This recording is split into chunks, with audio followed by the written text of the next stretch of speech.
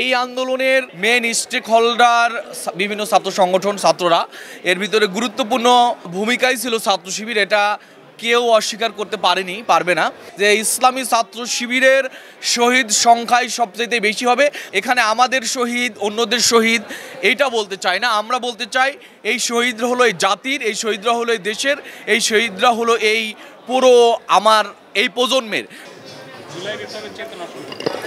জুলাই বিপ্লবের চেতনা আমি মনে করি বৈষম্যহীন দাসত্বমুক্ত একটি সুন্দর বাংলাদেশ হবে, যেখানে মানুষ তার অধিকার ফিরে পাবে, মত প্রকাশের স্বাধীনতা পাবে এবং এখানে কোনো বৈষম্য থাকবে না, ভ্রাতৃত্ব থাকবে, মানবতা থাকবে এবং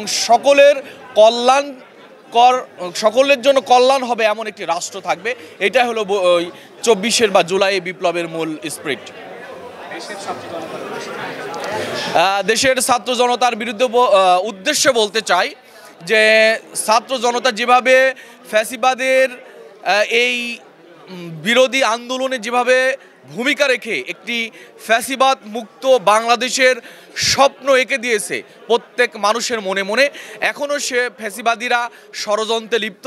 তাদের ব্যাপারে আমাদের আরও ঐক্যবদ্ধ থাকতে হবে এবং ঐক্যবদ্ধ প্রচেষ্টার মাধ্যমে আমরা একটি সুন্দর সমৃদ্ধ বাংলাদেশ গড়তে পারি।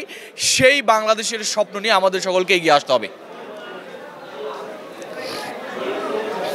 আপনাদের কতজন এই আন্দোলনে আহত এবং শহীদ হয়েছে সেটার সংখ্যা আমরা আমাদের আন্দোলনের শহীদের সংখ্যা আমি মনে করি যে এই আন্দোলনের মেন স্টেক হোল্ডার বিভিন্ন ছাত্র সংগঠন, ছাত্ররা। এর ভিতরে গুরুত্বপূর্ণ ভূমিকাই ছিল ছাত্র শিবির। এটা কেউ অস্বীকার করতে পারবে না। আমরা সেই দৃষ্টি দিয়ে এতটুকু বলতে পারি যে ইসলামী ছাত্র শিবিরের শহীদ সংখ্যাই সবচেয়ে বেশি হবে।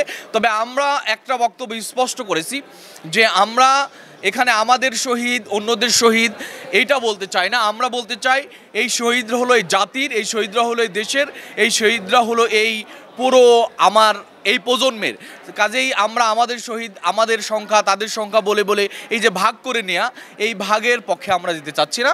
তবে এতটুকু আপনাদের আশ্বস্ত করতে পারি যে ইসলামী ছাত্র শিবিরের এই 24-এর আন্দোলনের শহীদ সংখ্যা হলো সবচাইতে বেশি। আমরা আমাদের সময় এবং প্রয়োজনের আলোকে সেটা প্রকাশ করবো ইনশাল্লাহ।